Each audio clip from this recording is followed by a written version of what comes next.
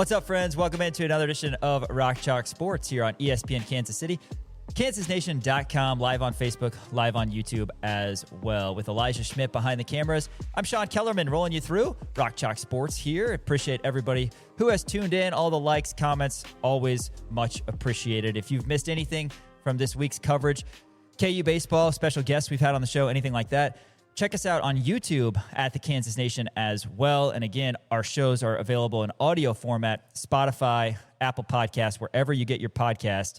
Go ahead and find us. We really appreciate the support. A lot to get to today. Here in the opening segment, we're talking about the news announced a little bit earlier today from Kansas women's basketball as the schedule matrix in the Big 12 has been announced on the women's side. Tomorrow, we will break down the men's schedule matrix. So we'll get into that here in the opening segment, tell you who Kansas is facing, who they're facing twice, etc. On the women's side, haven't taken a look at women's basketball in a while, so it'll be good to refresh ourselves on that. Got to talk NBA Finals. What a ridiculous game last night. Game 4 of the NBA Finals over at Madison Square Garden. The Knicks, down by 29 points, come back and win. Not only were they down by 29, they were down by 29 in the second half, 81-52 early in the third quarter. The Spurs led the Knicks, and New York at Madison Square Garden came back and won. They now lead the series 3-1. Been quite some time since the Knicks won an NBA championship. In fact, it's been 53 years. They haven't done it since 1973. So Jalen Brunson, Josh Hart and company, one win away from bringing the NBA championship and the Larry O'Brien trophy back to the fans in New York. So crazy one last night. We'll talk about that next segment. Following that, we're going to have a special guest come in, Caden Letsche, who is a former KU student, did some writing for the University Daily Kansan, also did some writing for us here at Kansas Nation. He will join me in studio for a couple segments. Going to recap the baseball season that was. Caden was out there, the regionals, the super regionals. Also get his thoughts on KU basketball, KU football as well. Kansas basketball, got a lot of new guys. Haven't heard from Caden how he thinks those guys will mesh together, but certainly looking forward to that as that'll be here before we know it, late night in the fog. Also, Kansas football will be here before we know it, September 4th against Long Island. Earlier today, over at the booth, it wasn't a quiet off-season day. In fact, members of the Algerian soccer team preparing for the World Cup, they were over messing around at the booth, getting some kicks up, some field goals. So that was cool to see. Check us out on social media if you want to see some clips of Algeria. And we're going to have some more coverage as well, as Algeria is going to have a training session a little bit later at Rock Chalk Park that we're going to have coverage for you on Kansas Nation. So we'll talk to Caden about KU baseball, basketball, and football, get his thoughts. And then he's prepared a special segment called Would You Rather? We don't have Am I Crazy segment today. We're going to save that for Dan Courtwright when he returns from his honeymoon. But a Would You Rather segment with a heavy emphasis on sports, of course, with Caden Letsche. Caden will then stick around. We'll talk a little Royals baseball and some Chiefs news as well. Chiefs have been in the news a couple times this week. Of course, L'Jarius Sneed, he is heading back to Arrowhead. He's going to be a member of the Chiefs, a 29-year-old corner who won 2 Super Bowl championships with the Chiefs as a starting corner. Coming back, spent some time with the Titans, and the Chiefs are going to have him opposite their top draft pick, first-round draft pick, Mansour Delane out of LSU. So really exciting. The Chiefs' cornerback room is coming together, and we talked about that this week, but the news that came out today, Patrick Mahomes, the restructuring of his contract, becoming the 3rd highest paid player in all of sports and the highest paid player in the NFL. Juan Soto of the Mets and Shohei Ohtani of the Dodgers, the only guys who are paid higher than Patrick Mahomes now after he found a way to restructure his contract back in 2020. That was then a 10-year, $450 million contract. Well, now he's getting $504.75 for the remainder of his contract, which goes through 2033, averaging upwards of $64 million per year. So Chiefs kind of not throwing a bone to him, but perhaps a gesture after they appreciated Mahomes taking a little bit of a cut back in the 2020 season. So we'll talk Chiefs and Royals with Caden Letsche, and then close out the show talking a little World Cup. We'll remind you of the groupings, take a look at Algeria, when their matches are. Of course, United States takes on Paraguay tomorrow at 2 o'clock, as action has already begun with Mexico and South Africa, day 1 of the World Cup. All right, let's take a look at the opponents for the Kansas women this upcoming season as the Big 12 released their schedule matrix. Of course, unbalanced schedule, so you're not going to face every team just once. You're not going to face every team twice as it was back in the day, but 16-team conference, Kansas women in a 18-game slate, as the men have moved to now as well. 3 opponents they'll take on both at Allen Fieldhouse and on the road: Iowa State, K-State, and Oklahoma State. Not surprising that Kansas is facing those former Big 8 foes twice each. You look back, and last year, Kansas actually only faced Oklahoma State once. Or no, I take that back. It was Colorado they only faced once. They did face Oklahoma State twice.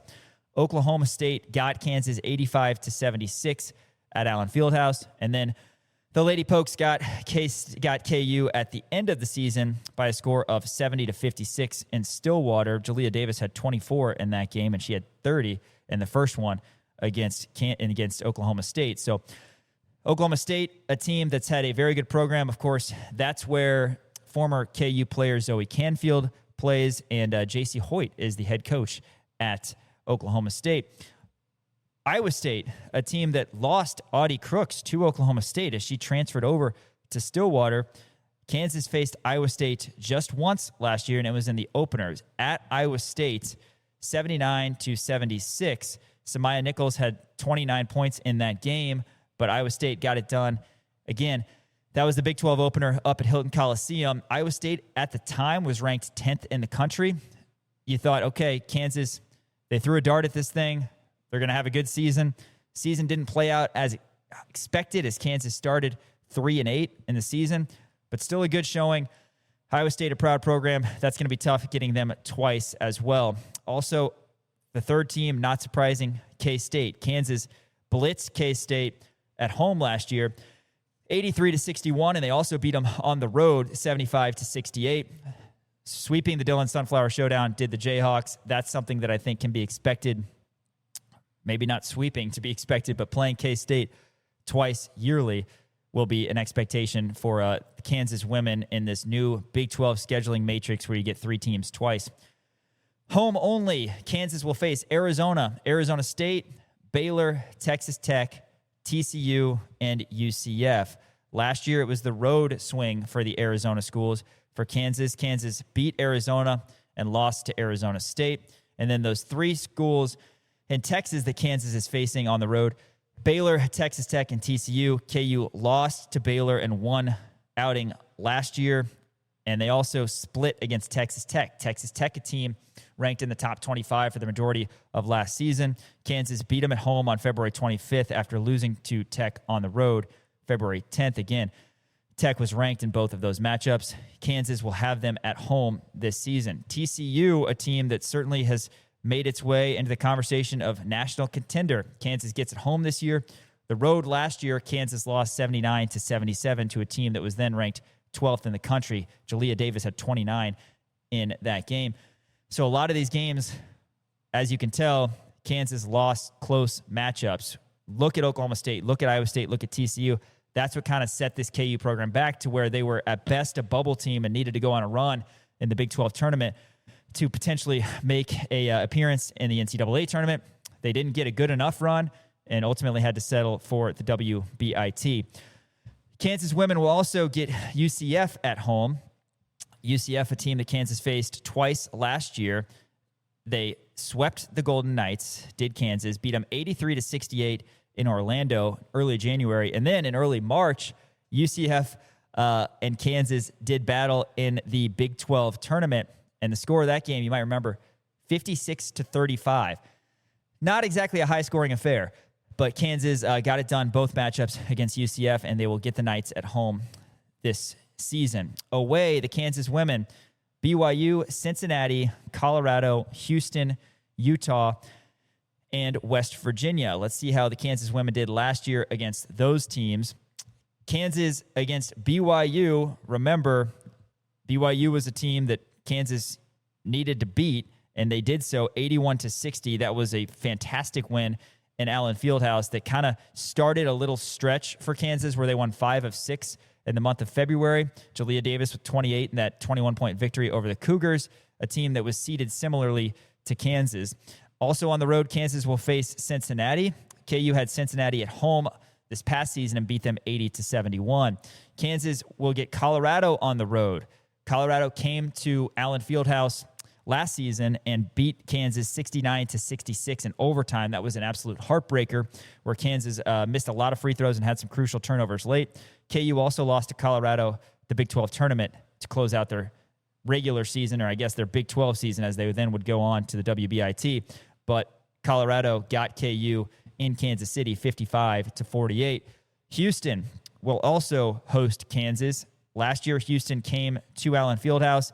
KU beat them 85-68. That's a team you should beat even if it's on the road. KU will travel to Utah. They had Utes at home last year, did the Jayhawks, and Kansas lost to them 62-59. West Virginia, another team that is a solid women's basketball program. Kansas will go to Morgantown this year. WVU came to Lawrence last year. Right after the Iowa State game, it was game 2 of the season for the Kansas women, and West Virginia got them 79-72. So you look at this, home and away, Iowa State, K-State, Oklahoma State. This Kansas women's basketball roster should be loaded. You should feel confident looking at pretty much any of these, with one or two exceptions that I'll get to, and think Kansas should win this game at home. At the very least, this KU team should be expected to win their home games. They've got 2 players potentially in the top 25 when you talk about women's basketball players individually, and Jalea Davis and Samaya Nichols. Plus, you've got a star center coming in and freshman Sydney Bryant. You should, at the very least, win your home games. Iowa State, again, they lose Audie Crooks. They really tanked last season after being a very solid program for quite some time. That's a team you should beat at home. K-State, KU swept last year. That should be a win. And then Oklahoma State, a good program, good roster. Still, you feel like at the very least, worst case scenario, Kansas should go 3-3 in the matchups against the teams that they faced twice this season. But you'd like to think that Kansas could be 4-2. Perhaps you beat K-State twice again. That would be solid. Home games, Arizona, that's a team Kansas should beat. U of A, Kansas beat last year on the road. KU lost to Arizona State on the road. That might be rather tricky. And then you look at the 3 Texas schools that Kansas gets at home. Baylor, national power. They're usually going to be ranked in the top 25. Texas Tech came out of nowhere last year. They were in the top 25 consistently. And TCU, as I said, they are a national power. Then you got UCF, a team you should beat. So of those 6 games that Kansas gets at home, Arizona, Arizona State, Baylor, Texas Tech, TCU, UCF. You look at that and you say, okay, home games, worst case scenario, you should go 4-2. If that's the case, maybe you lose to Baylor and TCU. Again, for argument's sake, let's say Kansas goes 5-1, because this Kansas team should be a top 25 caliber team. Say you lose to TCU at home, but you take care of business against Baylor, Tech, and the others. Couple that with 4-2 against the 3 teams that you've faced twice. Kansas is looking at 9-3 before we look at the road games. BYU, a beatable team. Since it's on the road, for argument's sake, we'll say Kansas loses that 9-4. Cincinnati should be a win. Kansas should be 10-4 after that game. Dates, times haven't been announced yet, so we're just going through the schedule matrix that was announced earlier today. At Colorado, they're a good program. They're tough. We'll say the Buffs get KU, but KU's still sitting at 10-5. Houston, you should beat. Utah, you should beat. There's 12-5, and say you lose in Morgantown against West Virginia. That's a potential 12-6 conference record, which I think is appropriate. I think it's about right. I think it's pretty much in line with expectations for what this Kansas women's basketball program should be, with Davis returning, with Nichols returning, with Sydney Bryant coming in. You got a slew of talented transfers coming in, plus you're returning talented players who have been a part of the program. Brittany Harshaw, Reagan Williams will be a junior. Libby Fandel will be a sophomore. Tatiana Brown will be a sophomore as well. She may play her way into the rotation. Certainly was a highly regarded recruit when she came to KU a couple years ago. So needless to say, there's opportunity for the Kansas women to do what's expected and to win a lot of games this year. As I said, specific dates and times along with TV details will be announced a little bit later. The league did announce that it will indeed crown the postseason champion at T-Mobile Center. Again, the tournament will take place March 3rd through 7th or 8th. Of course, BYU doesn't play on Sundays, so it might be adjusted a little bit there. But March 3rd will be day one of the women's Big 12 tournament. Coach Brandon Schneider is now in his 12th season at KU. 4 20-win campaigns in Coach Brandon's last 5 seasons. They went 22-14, did the Jayhawks last year, 8-10 in conference play. And again, they're welcoming in another top 20 recruiting class, as they did prior to last season, highlighted by Bryant, who I mentioned. If you want to get tickets for the Kansas women's basketball season, they go on sale in July. You can also find more information by visiting kuathletics.com or calling 800-34-HAWKS. Again, the Women's Basketball Invitational Tournament that Kansas was a part of in 2026. KU went to it. They lost to BYU. I mentioned Kansas has to go on the road to BYU this upcoming season after beating them at home handily. Unfortunately, it was BYU who knocked KU out in the Final Four, if you will, at Charles Cook Arena in Wichita last season. Not thinking about the WBIT are the Jayhawks. They're thinking about the NCAA tournament. This is a team, like I said, that has the talent. They should be in the top 25. They should be a top 5 seed in the NCAA tournament with all the talent they have. Expectations are high, and looking forward to meeting some of the new players, to seeing how the players gel together, and hopefully some All-American type campaigns from players like Nichols and Davis. Kansas women's basketball schedule matrix released today by the Big 12 Conference, and we'll talk about the men when that comes out. All right, the Kansas women's basketball schedule is all set. After this, we got to talk NBA Finals. Crazy game last night. Knicks go up 3-1 in the best-of-7 series against the Spurs. That's coming up next. ESPN Kansas City, kansasnation.com.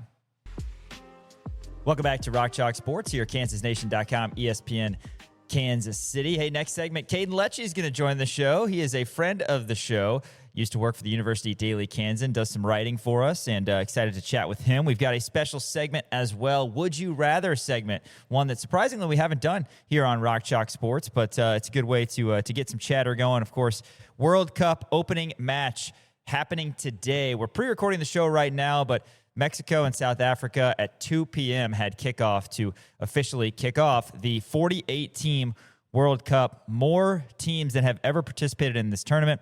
Argentina in Kansas City, they are one of the favorites. Of course, Leo Messi and his squad are going to try to make it 2 in a row World Cup titles. So busy time of year in terms of World Cup, in terms of other kind of auxiliary sports that we have, with the basketball tournament coming up in July. That's not as big of a thing because we've got, of course, just 16 teams now in TBT, and KU alums, K-State alums will have a best-of-3 series. July 20th, the week of July 20th, that's the Monday, there will be a best-of-3. It'll be at Bramlage Coliseum for one. It'll be at Lee Arena in Topeka, the home of the Washburn Ichabods, for one, as that's KU's quasi-home gym for TBT, and then back to Bramlage if necessary for Game 3. And we've got NBA Finals going on right now as well. We're going to talk about that. This was looking like it was going to be a complete wash. It was going to be 2-2. Spurs were going to be back, having home court advantage. The Spurs were completely in control of this game. That goes without saying, before the Knicks put together the biggest comeback in NBA Finals history. Absolutely incredible stuff over at Madison Square Garden. The Knicks end up winning it 107-106. It was a late OG Anunoby tip-in after a missed 3 from Jalen Brunson that gave the Knicks an opportunity. So I don't understand what all went wrong for the Spurs in this one, other than the fact that they did what the Cavs did against the Knicks a couple series ago, which is completely let a win slip through their fingers, and now the Spurs are really up against it. The Spurs were on fire to start this one. They hit 14 threes. Devin Vassell hit 5 threes, including one that was 51 seconds into the game. That kind of set the tone for the Spurs and what looked like it was going to be a complete blowout. They ended up shooting 14 of 26 from 3, setting a finals record for 3.5. The Knicks, on the flip side, only attempted 12 threes in the first half, and they got outscored from the perimeter by 30 points in that department alone in the opening 24 minutes. Again, this was a complete one-sided affair. We talk all the time about how in NBA, no lead is safe. Well, certainly not against the 2026 New York Knicks. Again, this was a 22-point deficit the Knicks faced against the Cavs and a 29-point deficit, the largest comeback in NBA Finals history, and certainly a game that's going to live in NBA lore.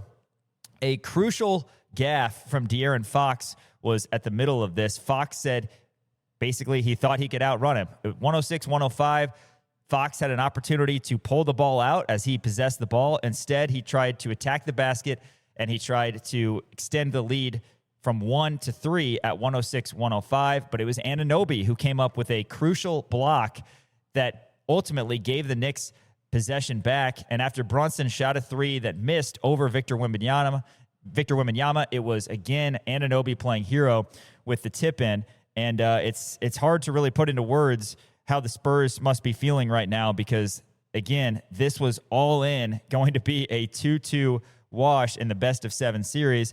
But now it's the Knicks on the verge, on the brink of their first NBA Finals title since 1973. So Jalen Brunson, Karl-Anthony Towns, Anunoby, all these guys who are NBA vets at this point, Josh Hart and many others, they really have an opportunity to do this. And as for the Spurs, they're a really young team, but their biggest gaffe was by the guy that most considered to be their veteran leader in De'Aaron Fox. Fox with some crucial turnovers late.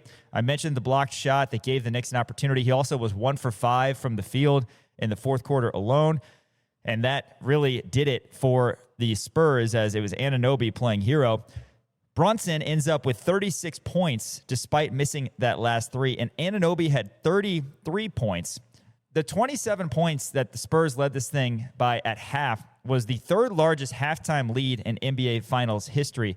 What's maybe even more amazing than that, the Spurs scored just 30 points in the second half. They had 76 points at halftime and end up with 106. You never see that in the NBA. But again, they went dry. They were playing sloppy. And the Knicks, for whatever reason, just continued to believe that they could come back. And again, I'll reference that Cavs game because that kind of set the stage. And you wonder what was being said from Mike Brown and the coaching staff, the players, and the huddle during that comeback because down 29, I don't know how many people even donning the orange and blue at Madison Square thought that the Knicks had any semblance of an opportunity to win that game. But they did so, and now they lead the series 3-1. The Spurs, again, led by 29. They did two separate times. 3:06 remaining in the second quarter. After a Dylan Harper bucket, it was 71-42. And then after Fox scored with 9:40 remaining in the third quarter, it was 81-52. Not only was that the Spurs' largest lead of the game at 29 points, it was the biggest lead either team has had in the series. Back in 2008, when Paul Pierce and the Boston Celtics won their championship against the Lakers, they had a 24-point comeback. That was the previous biggest comeback in NBA Finals history. And again, that has been surpassed by the Spurs blowing this lead against the Knicks. Again, I mentioned the 14 threes the Spurs had in the first half. 14 points in the third quarter and 16 points in the fourth quarter to total that 30 number. They were 8 of 39 from the field, including 3 of 17 from three. So you go 14 of 26, then you go 3 of 17, a live by the three, die by the three lesson in its own right. The Spurs actually, with only 8 field goals in the second half, ended up with more turnovers than field goals in the second half as they had 9. The 46 fewer points the Spurs scored in the second half is tied for the largest decrease from the first half to the second half in NBA playoff history. And again, no situation has related to a blown lead that bad. Sometimes you see scoring disparities where a team has called off the dogs and removed their starters. This wasn't the case. The guys were just not doing anything well. And again, it's amazing how different it was, the night and day difference for the Spurs performance the first and the second half. I mentioned Anunoby, who's a two-way player, and I think now it's come to light.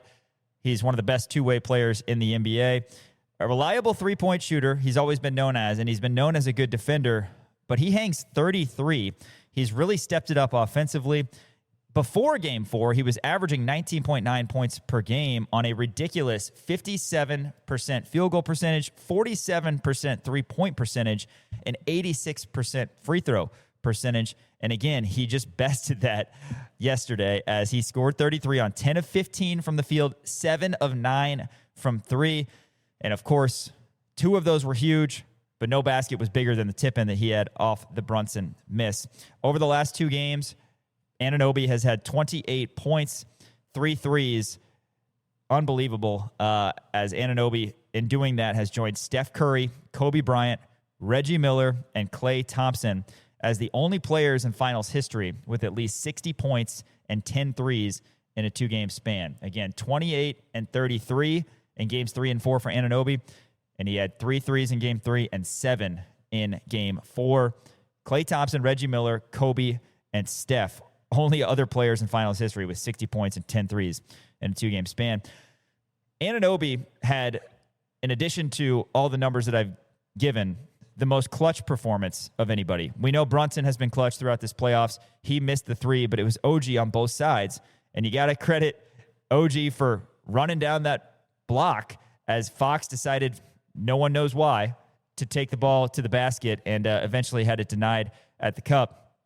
But after Fox gave him the opportunity, which is something that teams do when they're in the middle of a meltdown, Anunoby runs it down and gets the block. Josh Hart eventually gets the ball, gets past half court. Spurs have a foul to give. They foul Hart before Brunson takes the 3, and eventually Anunoby tips it in. So absolutely incredible performance from Anunoby. Like I said, one of the better two-way players in the NBA right now, and needs to be respected as such. The Knicks, after winning Game 1 by 10, Game 2 by 1, dropping Game 3 by 4, and then winning Game 4 by 1. Again, they lead the NBA Finals 3-1 over the San Antonio Spurs, looking for that first championship for the Knicks since 1973. Knicks have also joined the 1975 Warriors as the only teams to win multiple games in the same finals by 1 point.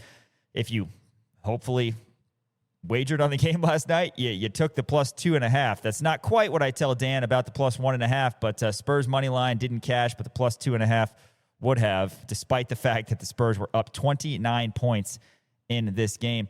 The 16 total points that have decided the 4 first games of the NBA Finals are tied for the 4th smallest total margin through the first 4 games of the Finals.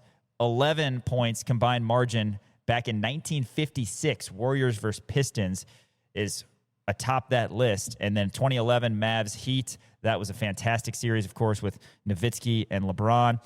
That was 15 combined margin through 4 games. Celtics Lakers back in 1969 was also 15 combined margin. But Knicks Spurs tied for 4th, 16 points margin. And again, this is something that I talked about earlier this week when I said I like the value in the Knicks to win this series. The Spurs are very good, and I think if this series, as I said earlier this week, would be played next year, I like the Spurs. But the Spurs are so young. And again, when you have your veteran in De'Aaron Fox making the huge gaffes, that's not exactly helpful.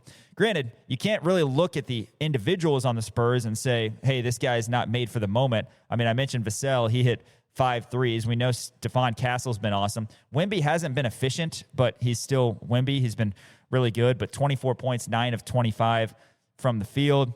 He did have 3 blocks, of course.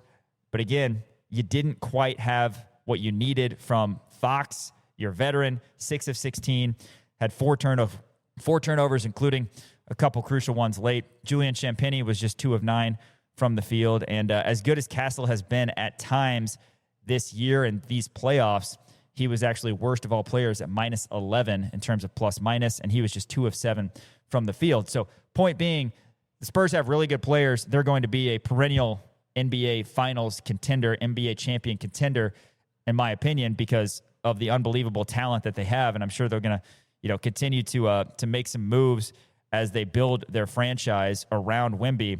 But I just think the Knicks have that wily vet presence of the guys that I mentioned, with Brunson, with Anunoby, with Hart, with Mikal Bridges, who I haven't mentioned. He's somebody that has been around, the 3 Villanova guys and Karl Anthony Towns as well. Everybody who's about 28, 29, 30, 31 years old, kind of in their prime right now. Not the flashiest players ever, but they play fantastic as a team. Those 3 Villanova guys, of course, have played together for a long time. And yeah, they just are winners. And they proved that when they got down big against the Cavs, and they proved it in historic fashion last night, getting down by 29, and yet somehow believing that they could still win and getting it done, winning 107-106. Can't say enough about Brunson and Anunoby. No other Knicks had more than 13 points in this one after the 36 from Brunson and 33 from Anunoby. Karl Anthony Towns, in fact, was the only other Knicks player to be in double digits as he had 13 points. He had 10 rebounds as well. So the New York Knicks get it done. And again, they are on the brink of a championship, bringing the city that never sleeps a championship in NBA for the first time, potentially since 73. Hey, more coming up on Rock Chalk Sports. After this, we're going to bring on Caden Letsche to talk all things KU. That's next right here on ESPN Kansas City, kansasnation.com. Welcome back to Rock Chalk Sports. Hey, got to tell you about Crown Automotive. Miles Schneider, the Lawrence Citizen of the Year. He and his team are fantastic. Go check him out on South Iowa in Lawrence. Great service staff, great sales staff. Miles Schneider, Crown Automotive. If you're in the market for a Toyota, Volkswagen, whatever it is, perhaps you're looking used, they've got a great selection of used vehicles as well. Or if you're not local, crownautomotive.com. But swing on by if you're here in the Lawrence area to Crown Automotive and tell them that the guys at Kansas Nation sent you. Well, Dan Courtwright is out on his honeymoon. He is on a beach somewhere, and, we'll look forward to him being back. I'm sure he's thinking of us right now as he soaks in the rays and has a fruity little drink, perhaps a mojito. I think he's a big mojito guy, coconut drink, swirly straw. Okay. Is a mojito, is that the one with mint? I don't know. Okay. One with mint. So maybe that's not fruity and girly. I don't know. But I like a pina colada. I mean, yeah, mint juleps. Yeah, he's a big mint guy. He likes mint chocolate chip ice cream. And yeah, I could see him drinking a pina colada out of a coconut right now. Yeah, I could see that. Now. I could see him taking a nap on a beach right now. That sounds like something he would do. So anyway, stepping in for Dan Courtwright is Caden Letsche, friend of the show. Yes, Caden Letsche, who did some writing for us and also worked for the University Daily Kansan. And we keep him close because he's a KU fan. He's a KU insider, dare I say, talking all things Jayhawks. And I understand we have a special segment coming up next segment that you have prepared. You want to plug that here really quick? We got a Would You Rather section. It's going to be a little bit of KU sports and a little bit of sports in general. I haven't got outside of the sports. I'll have to try to write one more out of that one, but I'm thinking creatively, that's for sure. I like it. So we're going to do a Would You Rather segment because Dan is not here, so we can't do Am I Crazy, even though that's his favorite segment, and we're kind of veering away from the draft. I don't know how I feel. Have you heard our drafts before? I mean, they're okay. Yeah. It depends, but his mind is... Oh, yeah. His mind I just can't keep up with. That's why this vacation's so good for him, this honeymoon. Yeah, I think so. It's going to give him a little bit of leeway and kind of restart his thinking. But yeah. No, I've seen him, and I wonder what goes on through that dude's mind. The problem is, I've been on air with him for over 2 years now, and all of a sudden, my mind is starting to think that way. And I'm like, oh, man, look at all these different types of bread that I could get at the store. I wonder if this would be a good tight end for my next. It's like that's not what I want to do. But anyway, that's where we're at. All right, Caden, we got so much to talk to regarding KU. We know that you're a big TBT fan as well, the basketball tournament. So I want to ask you about that. But let's talk KU baseball. You were out there, regionals, super regionals, and it kind of sucked how the season ended just because that felt to me like it wasn't really KU, and whenever a big brand comes in like Oklahoma, you kind of want to puff your chest out and you want to say, hey, yeah, we're good. We want to prove our worth. And KU did that against Arkansas. I mean, Arkansas has one of the best college baseball programs of all time, but just a bad weekend. The weather kind of affected things from a fan standpoint, even though they were still great showing and being outscored 21-3. Pitchers were okay at times, but offense against the Oklahoma pitching just couldn't do anything. And it's just so crazy because you look at the stats and nothing really blows you away when you look at Oklahoma, but they were playing their best baseball in the last month and a half, last month in general. But, yeah, I mean, their pitching is kind of what does it. They had a 25% strikeout rate, so 1 in every 4 batters, and that's kind of what kept the Jayhawks out of it this year, is anytime they saw pitching that could kind of make them swing and miss, I mean, it's hard to get a rally going. It's hard to kind of get hyped for an at-bat if it's just going to be a strikeout. I mean, you make contact, you're at least putting it in play. But that was confusing to me, too, is because Oklahoma didn't really throw out their ace, Cameron Johnson. So that was kind of confusing me. And it was Xander Mercurius. And he had 2 starts under his belt all year. He was a relief pitcher. I mean, that's like sending out Bodie.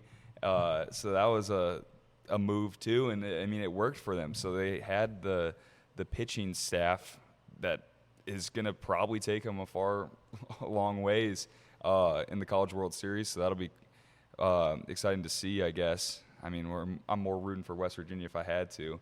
But, yeah, it was a weird weekend, and it never felt like – I mean, the Jayhawks never had a lead, and that's kind of what can keep a crowd out of right. The crowd never had a chance to get into it. And so, it's seriously like, and I think I've said this before, it's like when you're applying for a job and you get a no thank you, and they say you don't have the experience. And it's one of those that you got to have the experience to get the job, got to have the job to get the experience. Same deal in sports as it relates to the fans. And Coach Self says this all the time. When Allen Fieldhouse maybe isn't at its peak, he's like, well, we didn't give him anything to cheer for. You know, it's like you got to have a little bit of juice, a little bit of something. And there were, I mean, I can't think of a single moment. Maybe Jordan Bach's RBI single on what in the second inning? Saturday? Yeah, what tied the game at 1. Yeah, but that was it. Yeah. That was it. So not a lot there for KU baseball. And looks like, according to Henry Greenstein, who does a great job of keeping us up to date on pretty much everything KU, he's retweeted some tweets from KU baseball players, which isn't as streamlined as basketball. Like somebody enters the transfer portal, basketball, football, everybody sees it immediately when you open up Twitter. But Henry does a great job with a larger roster in baseball, and he's retweeted tweets from Daniel Lopez, Aiden Klein, Caleb Deere, and Savion Flowers. Flowers, a guy who had huge moments, particularly in Surprise.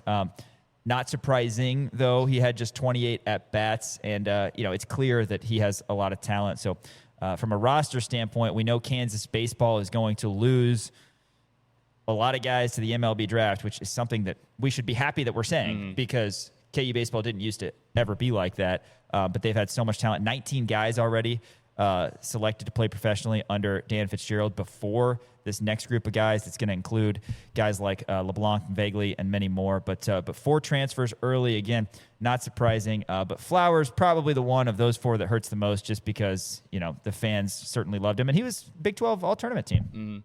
Yeah, I mean, it's certainly a problem to have and a good problem to have. But it's crazy because, I mean, with college sports nowadays, you kind of expect a guy, if he's playing good, to enter the draft or to make a move.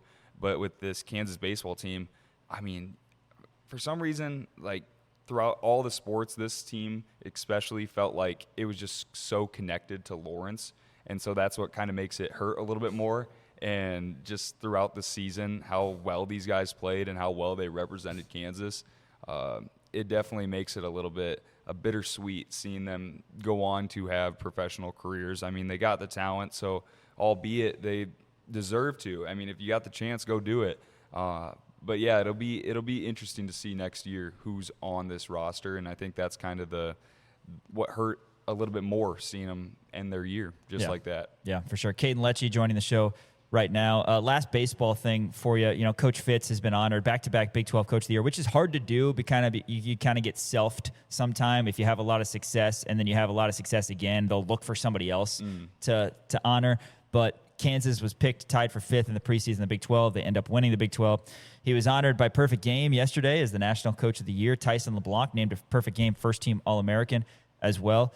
You don't know what's going to happen with some guys. I mean, Bodie Ray, you assume, will probably pursue professional opportunities, and certainly LeBlanc and Vagley, they're going to be MLB draft picks. But the future is still bright, not only because you have Coach Fitz, but because, you have a chance to return guys like Augie Mungarieta and Cade Baldridge.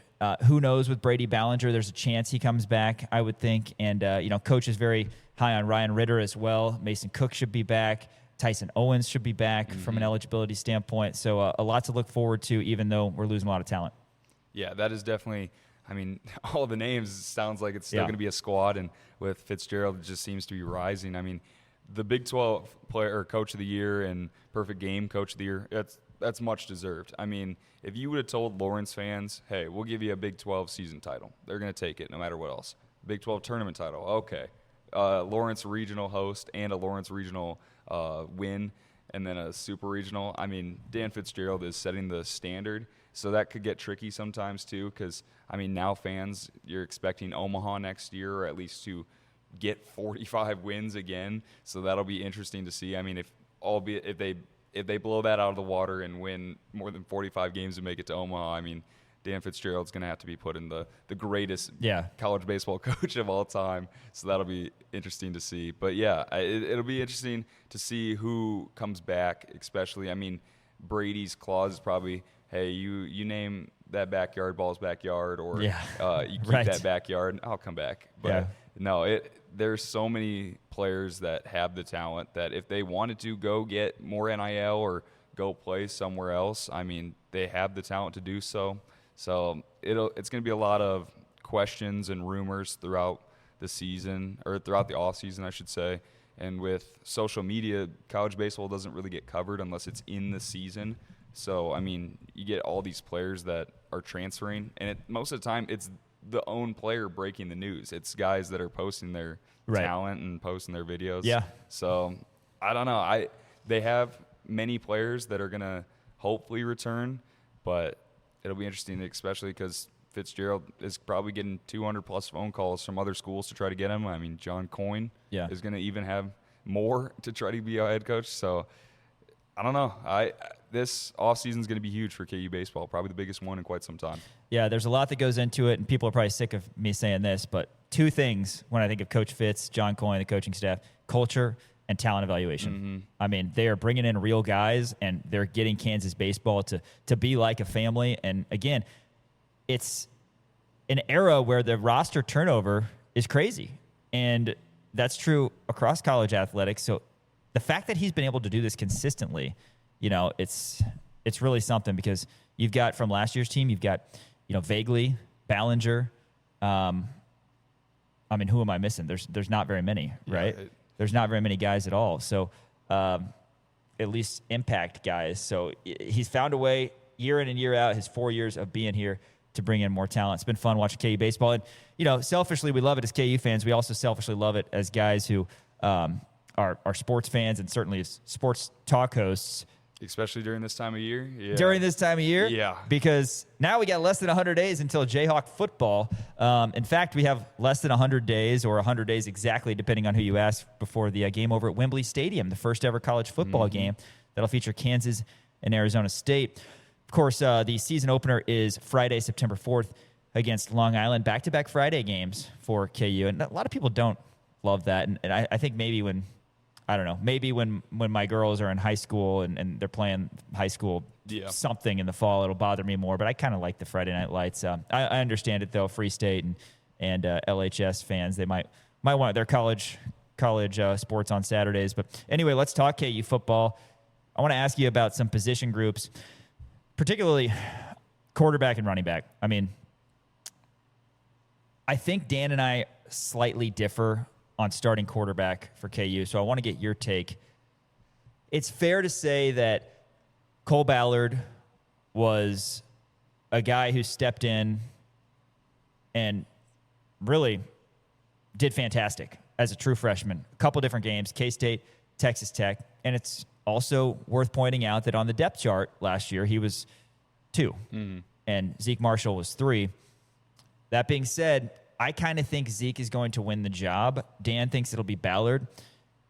It's about as 50-50 as you can get, and it's the first time that we've discussed this since Coach Leipold has been here, because JD was always the starter.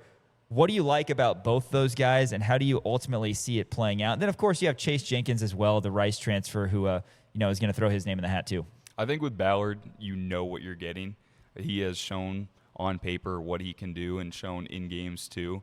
So that's kind of why Ballard would be an option to start week 1. But with Marshall, I think the bar has not been set yet. I think the talent is there and it can play, but nobody knows exactly what you're going to get from him. So that's kind of why he would start. So with both quarterbacks, I mean, KU, in my tenure, it feels like the first time ever. I mean, it is the first time ever that we've had to have conversations about who is going to start week 1 as quarterback, and that's a tricky problem to have. But if it was up to me, I like Marshall. I like that dual position where he can run and take off. And Cole Ballard, I mean, he can too, I guess. But I don't know. I think with Marshall, the ceiling has not yet to be shown. Yeah. So I think he could outperform Cole Ballard. That's not saying Cole Ballard doesn't have the talent to bring in together a good season for KU. But I think with Cole Ballard, it's a 7-5 at best. But I don't know. I mean, I think Marshall, like I said, I just don't think the ceiling is set yet. Yeah, well, and that's a word I want to use.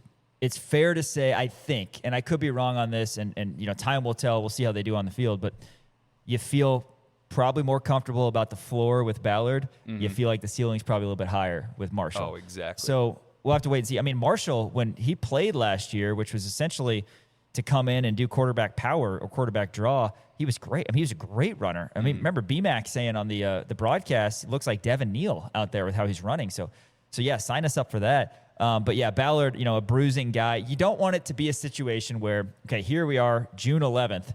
We're talking about this. I don't want September 4th against Long Island, September 11th against Mizzou. I don't necessarily, and of course this is obvious, I don't necessarily want it to be a situation where a guy maybe makes a mistake, loses a fumble, and then throws an interception or whatever, and he's constantly looking over his shoulder. You know what I mean? And the fans are constantly like, oh, you need to go to Ballard, you need to go to Marshall. I don't really know how you avoid that other than playing mistake-free football, and that's what everybody wants. But you want to kind of firmly set up, okay, this is my guy, to where, there's an element of comfort playing through some mistakes because it's reasonable to expect that either of these guys, with having limited to no experience, are going to make a little mistake or two. Yeah, I mean, it'll be interesting to see who comes out that Friday night.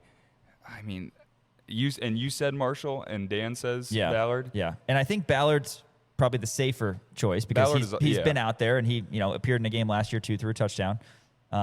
Ballard's got the years of experience and under JD, but that's also tricky about it too because, I mean, Ballard's only got 1 year left, right? This would be... He is a redshirt junior, so he'll have 2 years. Junior, yep. Okay, 2 years. Mm-hmm. But, yeah, Ballard, like you said, we know what we're going to get with Ballard. The bar is 7-5, maybe 8-4. 8-4 would be insane, actually, for whoever we get. That'd be fantastic. I mean, gosh, I'm a 12-0 guy. I'm ready. Totally. I'm going into the season. Yeah, you don't have to tell me twice. Every single week. But I think they might go Ballard just for the safer option, but in my hopes, I think they go Marshall. Yeah, be interesting to see. And again, it's fun going to be able to track a battle. And shout out to KU baseball for kind of bridging the gap here as we have the offseason right now. And then how about the tailbacks? I know you discussed wide receivers before with Dan, but quarterbacks and running backs, it's not a secret that those are the most washed players on the field. Those are the guys that are going to be, in charge of producing offensively. Of course, for KU football, big story is Dylan Edwards coming over from K-State. Kind of a jetback, only a junior, should point that out too. So he's got a couple years of eligibility. And then redshirt junior as well, Yassine Willis. As Dan would say, he'll get you 3 yards and a cloud of dust. And I said, I think that's, disrespectful because he says that about Kareem Hunt. I'm like, I think Yassine Willis has got a little bit more juice to him than Kareem Hunt. But it's no doubt that he's going to be more in between the tackles, and Edwards is going to be more a jetback. How do you see those two, and maybe even Corey Amakri, who might see some action as a true freshman, and Jalen Dupree's been dealing with some injuries. Dan's high on Justin Thurman as well. There's a lot of good players in that running back room. How do you see it in the Kotelnicki offense working to where Kansas can get that extra touchdown per game that they didn't have the years without Kotelnicki? Yeah, it seemed like the run game was definitely off the last year or two. Yeah. But with Dylan Edwards, I think the number one thing that fans have got to watch out for is his playing time. I mean, I will be the first to admit that when he played for K-State, I was like, this guy's just not going to play for you guys. And so that was kind of a huge looming question when he came over here. So I'm excited to see Dylan Edwards. I think he is going to be one of the best running backs in the Big 12. I think he has the talent to bridge the KU offense this season and kind of expand the run game. So I'm excited to see what he does there. And, yeah, the run game has not been what it has been. I mean, in my 4 years of college, I saw almost more passing attack is kind of what it felt like. But out of all the running backs, my mind keeps going to Dylan Edwards every time because that is a talent that KU has had. I mean, Devin Neal, of course, but it's not often that you're going to see a guy like Devin Neal in a Jayhawk jersey and then just a 2 year gap, all of a sudden you're seeing a talent like Dylan Edwards. So I hope Kotelnicki does the offense justice with this rushing attack, and Dylan Edwards definitely has the talent to give KU 100-plus yards a night. Yeah. Well, I'm looking forward to that Devin Neal statue whenever it goes up. The yeah. leading all-time rusher here at KU. Also an awesome dude. Got a chance to talk to him. Worked briefly with his girlfriend, Alyssa. And, of course, Devin had a fantastic first season with the New Orleans Saints, so wishing him the best. And yeah, he'll be on the Ring of Honor. Whatever you want to do for Devin Neal, make sure that it happens because he really is that guy. LHS finest, Mr. Neal. All right, let's talk a little basketball, Caden, before we do our Would You Rather segment. Okay, haven't had you on since the roster completely turned over. Mm-hmm. We have a bunch of guys transfer out. We're just going to focus on the guys that are here. John Rothstein, who I know you keep up with, I keep up with as well, he's got his Rothstein 45, and then Gary Parrish has his top 25 and 1. On the Rothstein 45, Kansas is 31st. On Parrish's top 25 and 1, Kansas is 26th. So they're barely on there. Dan and I have often talked about the fact that, and we said this last year too, this is what we do, but legitimately there's some numbers behind it this year. Kansas, Torvik, Kempom better than they were before the season last year. So numbers will tell you that this should be a better Kansas team than not only those two are projecting at this stage here on June 11th, but then last year. Kind of take us through the roster. What are your expectations for how this is going to play out and, the transfers and the star freshmen that are coming in? I don't know how much a lot of people have kind of kept up to date with it, but the under-18 FIBA AmeriCup got played over the past week and a half or so. And honestly, I got more excited than ever because Tay Kinney was over there, and he was running true point guard. He was dishing assists, and it's not often that KU is going to have a point guard that's going to be able to go out there and drop 20 a night, but also run the point to perfection. And this offense, it's going to be interesting. It's always hard to get an exact point on a team when you got freshmen in a conference like this that could eat you alive at any given moment. Paul Mabia is back, Keanu Dawes. It's going to be interesting to say the least. I'm excited to see exactly how non-conference schedule gets put up together because it's hard nowadays because KU's playing all these non-conference games with teams like UConn. Like, imagine being a freshman and having to go over to stores. So as a team, I'm excited. It's hard because in my 4 years of college, never seen a second weekend appearance. So if they do make it past that, I have to realize that maybe I was the curse. Yeah, let's hope so. Let's hope you were the curse. I'm crossing my fingers. Yeah. But like I said, it's going to be a roster, and that's all we can hope for. I mean, that wasn't it's a roster, and that's something we could hope for. But no, Tyron Stokes, Tay Kinney, Paul Mabia, Dawes, Blyden, there's so many talents that can give you scoring, and it's not just one guy every night. I mean, Stokes has the talent, but I think there's going to be a lot of surprises to this KU team, and I think that the bar hasn't been set this low for a while. And so with the bar set this low, I mean, the only way through is through the roof at this point. So I'm hoping that come October we find out a little bit more, in November, and just see how good this team's going to be. And I fully believe, I'm fully bought in. I mean, it doesn't take me more than 2 weeks since the end of last season to this season to fully believe that this team has the capability of making a run come March. Yeah, no doubt. And there's a lot of talent. I mentioned the Torvik rankings, which, again, Rothstein has Kansas 31, Parrish has Kansas 26. Kansas was as high as 6 at one point in Torvik, and they're 12 right now. So 12 is pretty good, and certainly a lot higher than those. And I know that Parrish references Torvik a lot. Now, you got to go out and you got to prove it, but Kansas does have a lot of talent. When you look at the starting lineup for Kansas, what it's going to be, I think it's understood that Dawes will be your 4, Stokes will be your 3, Kenny's going to be your 1. I wouldn't be surprised if Blyden pushes Kenny a little bit at the 1, and it'll be very interesting because maybe Kansas adds to their roster. Maybe they get Ginu Gala or somebody like that. But as of right now, those are your two ones, are Kenny and Blyden. So I think, and I go back and forth about this all the time, to me, maybe that's a lame reason, but to me, that gives Cole Rosario a slight edge at the 2, because then you can bring Blyden off the bench. He can be your 1 or your 2, can sub out Rosario, can sub out Kenny.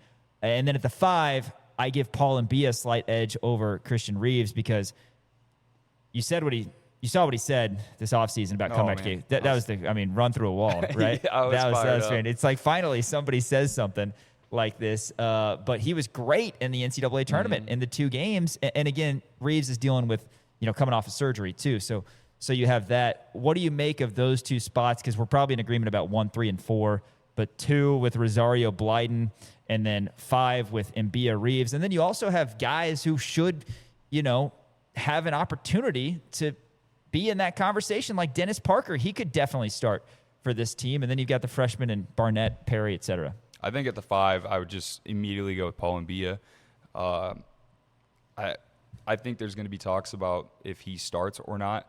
But in my mind right now, it's crazy that we're having this conversation of Paul Mbia starting and knowing what we're going to get, because, early March, if you would have told me, hey, you're going to be shaking and happy that Paul Mbia just said, I'm ready to play. Like, I'd been like, what did he possibly do in March and throughout that run that could make me want to, like, I was hoping he'd come back, but I don't know. Yeah, he didn't get a lot of minutes. I wasn't fully bought in on him, but I think Paul Mbia at the 5, and then at the 2, Self has said that there's still that one roster spot that he kind of wants to have a late addition to, so it'll be interesting to see what he wants to pick up through that. But as of right now, I'd put Blyden at the 2, and it gets tricky. Cole Rosario off the bench, and then you kind of lose a true point guard off the bench, so that's kind of key to maybe putting in Rosario and putting Blyden to be that 6th man.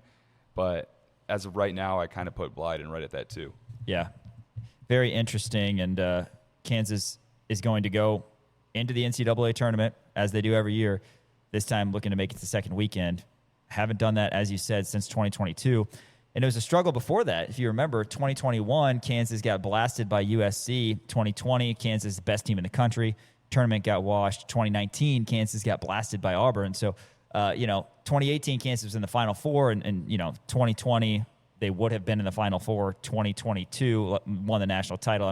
You're kind of grasping at straws here to figure out how to talk people off freaking out that Kansas has not made the second weekend in a while. But it's a hard tournament. KU had that comeback against St. John's and fell just short. But I think that kind of after the dust settled there and as guys started entering the portal, I think a lot of KU fans got to a point where they're like, we just want to keep Cole and Paul, because I'm not even going to talk about the bigs last year because they're not Jayhawks anymore, but they left. And then you got, guys that were good program guys, and Elmarco Jackson and Jamari McDowell. They move on, the type of guys that we wish the best for. But it's kind of how it goes. And like we just talked about with Dan Fitzgerald, finding a way to put another team together when you're not going to have a lot of holdovers. And that's what the teams that have been the best in the country have successfully done the past couple of years. And, you got to hope that your transfers, like particularly Blyden and Parker, you got to hope that those guys hit and mesh well. And again, the freshman class and then next year's freshman class is going to be awesome too. There's something to be said about that, because you look at guys like Darius Acuff. There are some players out there who are still the best players in the country, even though they're just freshmen. Look at AJ, look at DP. So, yeah, having a freshman class that's really talented is important too. Yeah, and like you said, one team wins it every year, so the rest of the 200-plus teams are going to be mad about how their season ended. And back to that non-conference schedule that I talked about, it's so tough to figure out a rotation when you're not just kind of playing teams like Middle Tennessee State, where you're just like, all right, let me try everybody and everything to try to see who goes out onto that court. And instead you're going to UConn, you're going to Vegas, you're going to Madison Square Garden. Like, you're going to have to make sure that you have a roster kind of set at that point of who you want to play.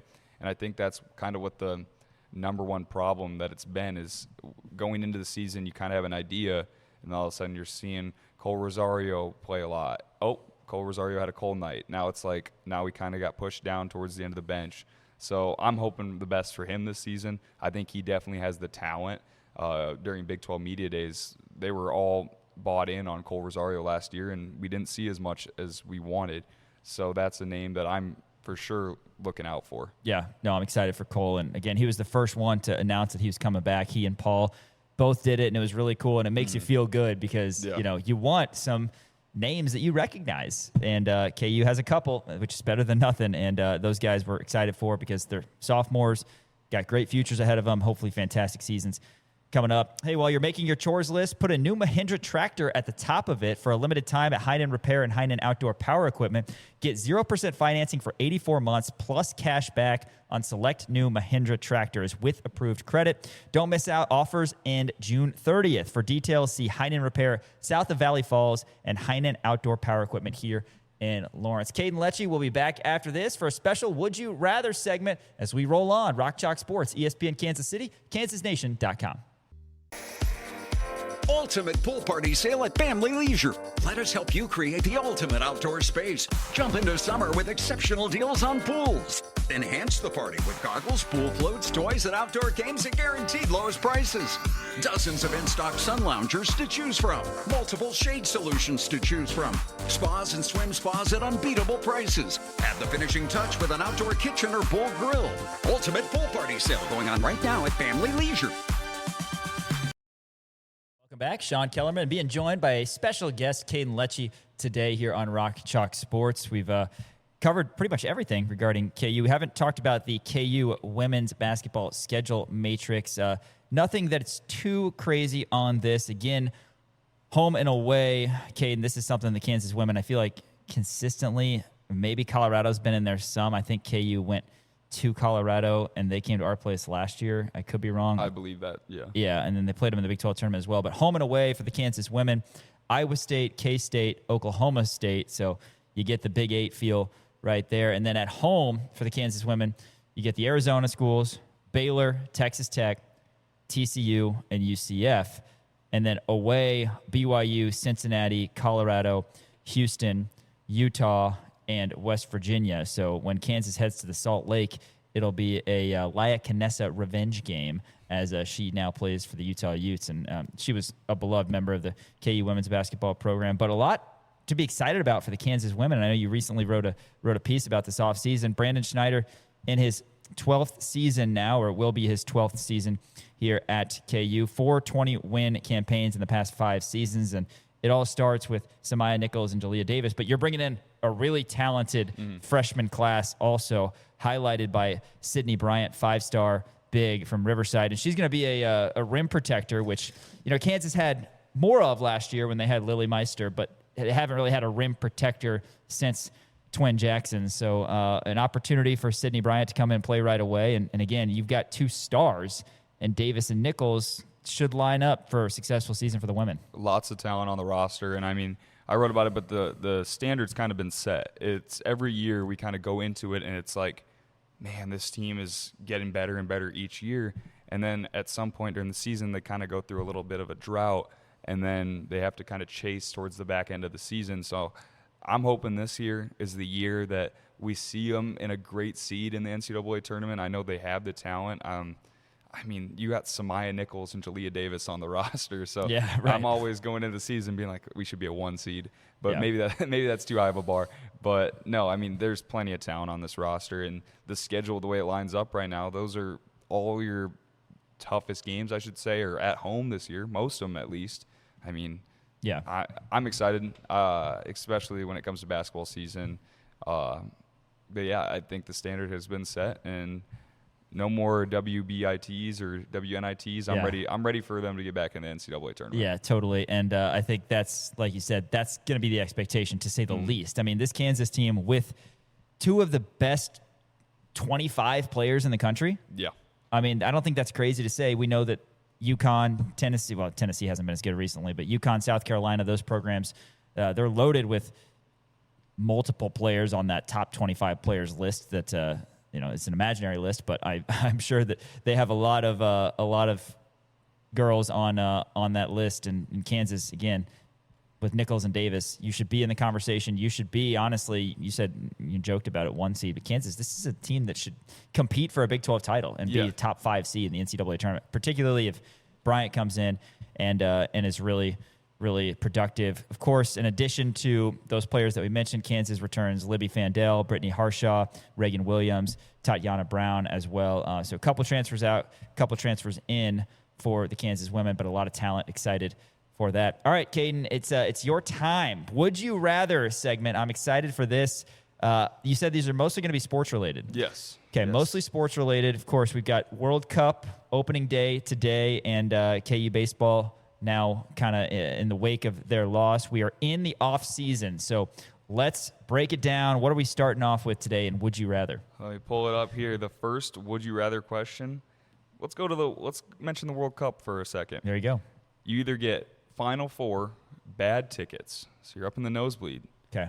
Or World Cup average tickets. Okay. Man, I think that's a good one because yes, it could depend on who's playing. Yeah. Who's playing in the final? Yeah, in the Final Four in particular, because I don't really care in World Cup who's playing because I know the atmosphere is going to be awesome no matter what. I have not been to a lot of soccer games, and I know basketball. Certainly follow basketball a lot more than I follow soccer. And yet, I think I'm going to go with the World Cup average tickets because I want to be able to say that I experienced that. I was fortunate enough to go to the 2022 Final Four and experience that, and it was incredible. KU was there.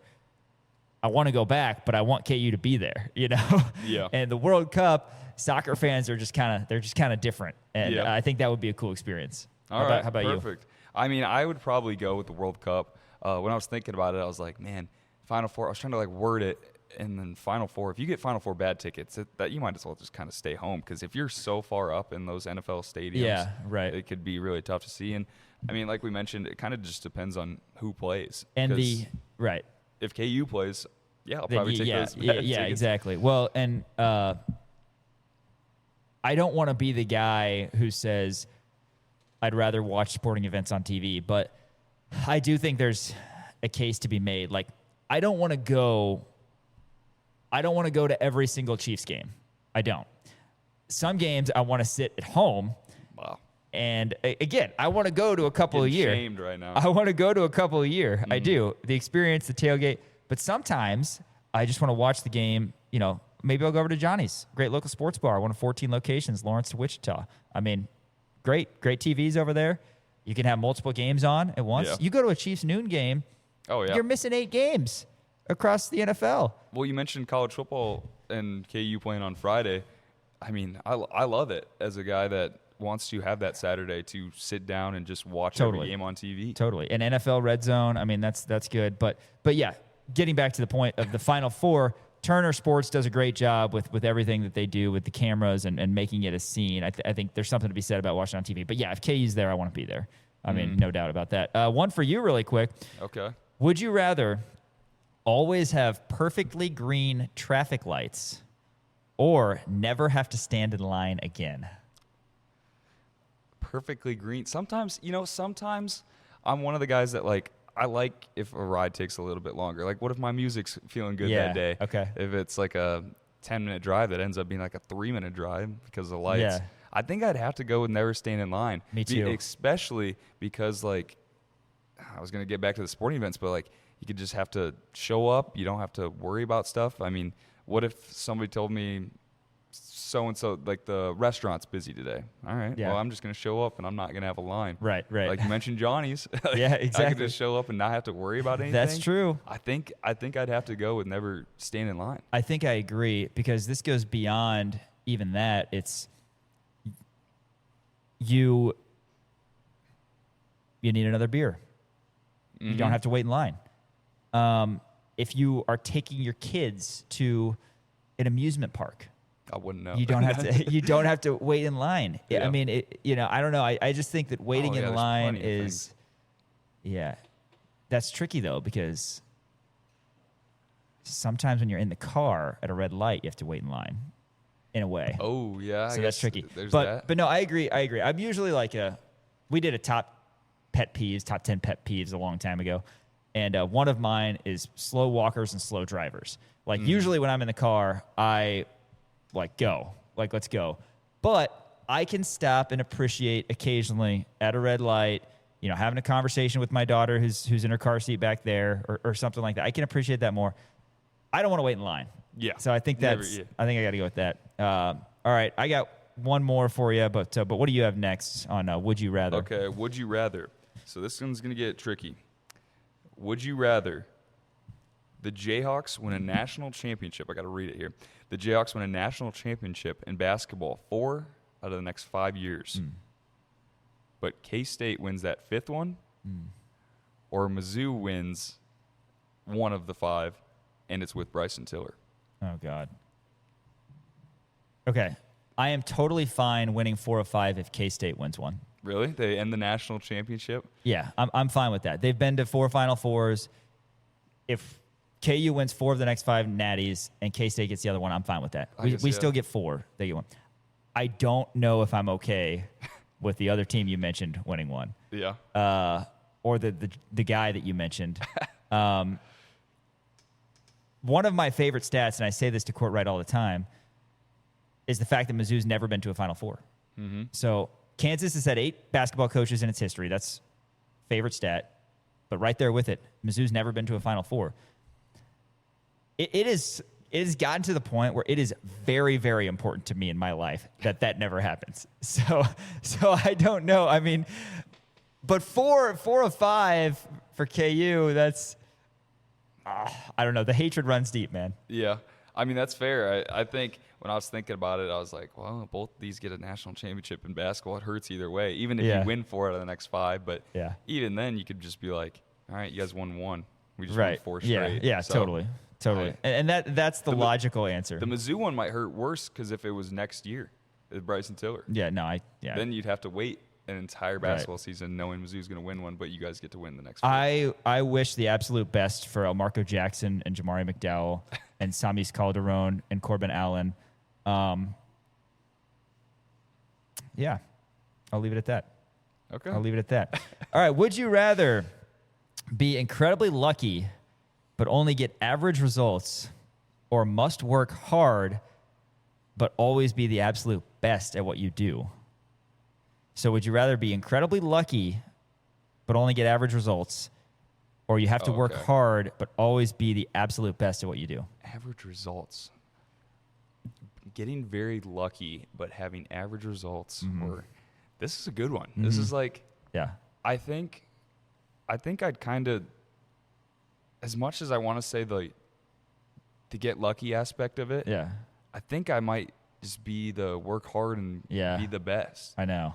Because, I mean, I still have 1 year of eligibility somehow, right? So Yeah. in basketball. So, like, if I went out there and I just worked hard for a summer and now I'm the absolute best. Yeah, that's true. No, but I think I'd have to go the work hard aspect of it. Yeah, I think I would too. Because then you feel good if you're about incredibly it too. lucky, then you would think that you would get better results. Yeah. Right? But if you're incredibly lucky and something good happens to you, but you just stay the same, I don't know that I love it. I think I agree. Must work hard, but always be the absolute best. I'm good with that. That's a good one. Shout out to Elijah Schmidt, our technical director here, who sent in those Would You Rather questions. Appreciate that. What else we got, Caden? All right, we're gonna stick to the sports aspect. This was another one. I'm trying to figure out which one. Okay, here we go. You talked about NBA earlier. Okay. Would you rather wear a Spurs jersey to MSG, or like in a watch party area, or never watch basketball again? Oh my God. Yeah, MSG, they're a little different there. I would do it though. Yeah, I don't want to forfeit watching basketball. I could do never watch NBA, if that makes it any better. Yeah. Or any tougher. Ooh. I think I would be okay still wearing the jersey. I think if it were like, I don't know. I think if it were, there's levels to this. It just feels like, there are levels to it, but I'm trying to imagine a different fan base, different stadium. Like the New York fan base, obviously they're very passionate, but I'm thinking like Eagles or Phillies. Oh gosh, like yeah. who their Even rivals then. are, like wearing a Mets jersey to a Phillies game, or I mean, they Eagles. yeah, Oh, when the Vikings played the Eagles in the NFC Championship, they threw snowballs at Santa. yeah, So. not cool, not cool. So, but I think more often than not, I'm willing. Like I would think I would wear a KU. I mean, obviously I'm a KU fan, but I haven't been to a basketball game in Columbia where KU is one of the participants. I think I would wear a KU jersey though. My parents went back when it was when it was the Hearn Center. I think they went to the last game at the Hearn Center, or maybe they went to one over at Page Arena, which is now called Mizzou Arena. But I think they wore their KU garb, and those fans are the worst fans in the world. I don't think bad people. No matter what sporting event, it's so tricky to me to go to an away game and wear the opposing team's jersey because I'm just always so worried, just because I'm like someone's looking at me at all times. Yeah, right. That's why it's so hard to go to, like, if I went to an away Red game. Sox Yankees would be a good like wear a Red Sox jersey to a Yankees gosh. game. Yeah. But so your option. I think I would. I'm okay. Spurs Knicks is not that heated of a rivalry, so I would wear the. Wembanyama got egged last night. He did get egged. That's true. He also is one flagrant. I didn't mention this. He's one flagrant away from a 1-game suspension because he picked up another flagrant. So Yeah, if he picks that up in Game 6, or yeah, could be big. But yeah, I mean, it's a dangerous scene in MSG. it is. You want another one? Yeah, let's do it. All right, perfect. Would you rather be a role player that is loved by the college, Okay. or be a star? Let me reword this: be a role player that is loved by the college, but never goes professional. Or Okay. would you rather be a star player that's a headache, but ends up making millions of dollars? Wow. Would I rather be this person? Yeah. Well, if I'm a headache and I'm the star, Like, he's causing problems. He's starting fights like that. but I'm this person, right? Yes. Yeah. I mean, I think if it's I gotta millions of dollars, chase yeah. the green. I think if I it's gotta millions of chase the green. dollars. What if I said, what if I reworded it and said, the role player, this is just for one season. Take out the money aspect of it. Would you rather be a role player that is loved by the college that doesn't play, or a star player that gets to go out there and drop 20 plus a night, but everyone, All over ESPN. but everyone hates? Okay, Like, the that's entire, fair. Yeah. Dude. Yeah, I think you take away the money aspect, and I think I want to be the role player. Like, I'm still getting minutes, right? Yeah. I'm Oh, still yeah. getting minutes. The fans love me. And also, bottom line is, the pressure's not on you as much. Yeah, I'm going with role player in that if money's not a factor, I'm going with that. Yeah, I'm not going to be able to play as many minutes. I'm not going to see myself on ESPN and all that. But yeah, loved by the fans because, we're immediately thinking about KU. Yeah. Right? We're immediately I'm thinking like Melvin you're Council playing right at Allen away. Fieldhouse. Yeah, totally. And I was trying to think of like other teams that might have like a guy that nobody liked. Yeah. but that was still out there. But, But like Jamari McDowell, maybe a role player who Yeah. all the fans love. Justin Cross, Or, or right. get a little bit I lower want on more. the I bench. want McDowell minutes more than Cross minutes. But yeah. It would be interesting, and I mean, you'd also get probably some TikTok edits of you down the line. Yeah, probably. in like some country song. I got a really good one for you. Okay. Would you rather blow a 29-point lead or lose by 50 straight up? Shout out to the Knicks and the Spurs.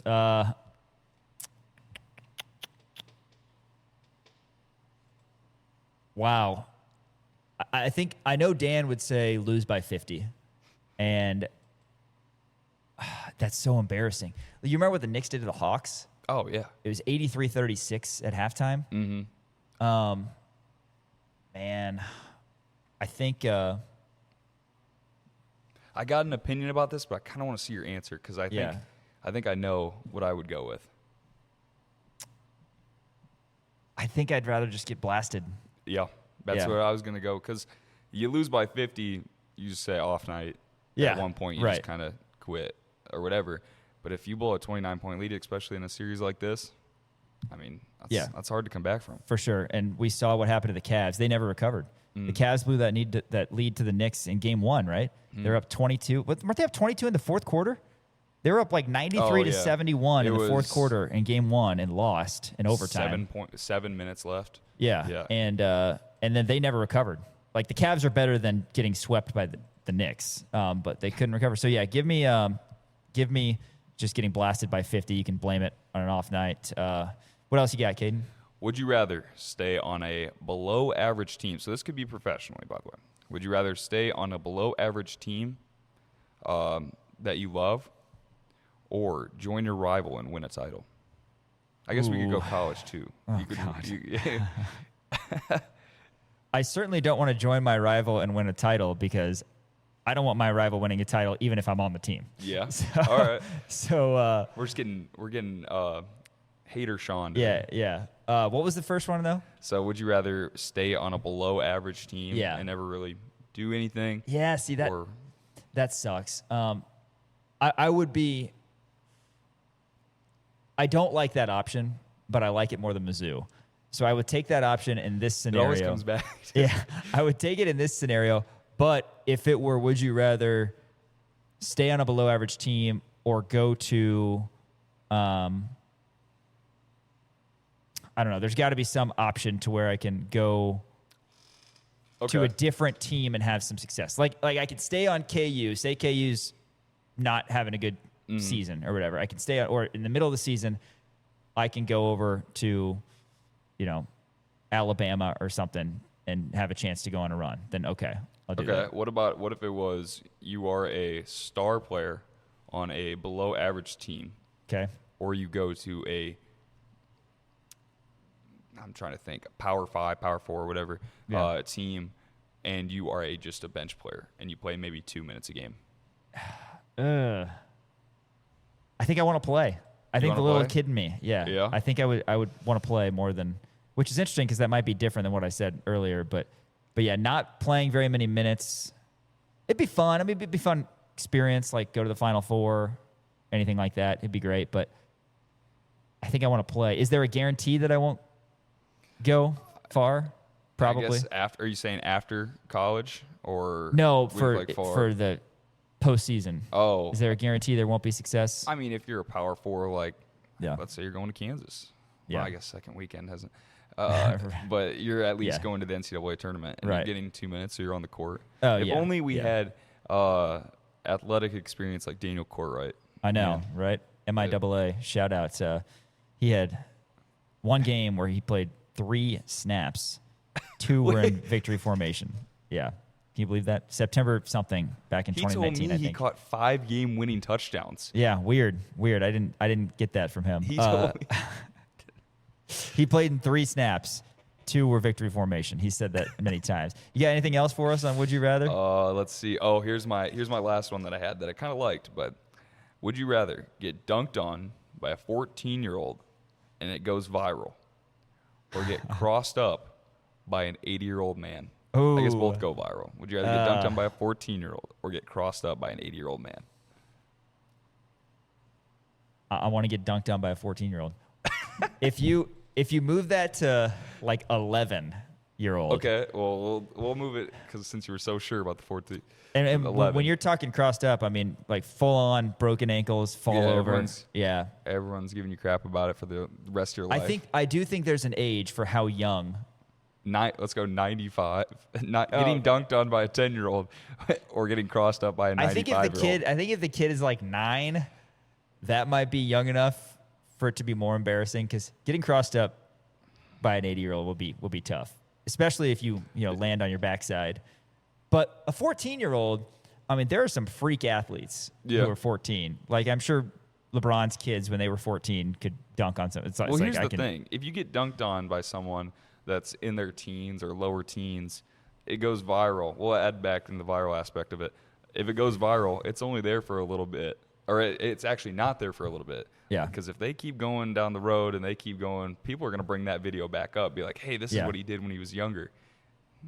It sounds bad. 85-year-old, you're only. Right. You're seeing the video on some Facebook mentions. Yeah, at least if it's a 12, 13, 14-year-old, you can, deal with it and then accept the fact that you're going to cheer for this kid to be really awesome one day. Yeah. But if the kid is like 9 or 10 and dunking on you, I don't know that you recover from that. I think maybe you take getting crossed up from an 80-year-old. Yeah. We'll see. I know Dan tough. Corwit's been dunked on by a 9-year-old on a mini hoop someday. Yeah. The way he talks about his rec runs, it sounds like he's getting crossed up and dunked on every single day. Totally. We should dabble with that next time when he's in town. Hey, I do want to ask you about the Chiefs. Can you stick around for one more and we'll ask you some Chiefs questions? Cool.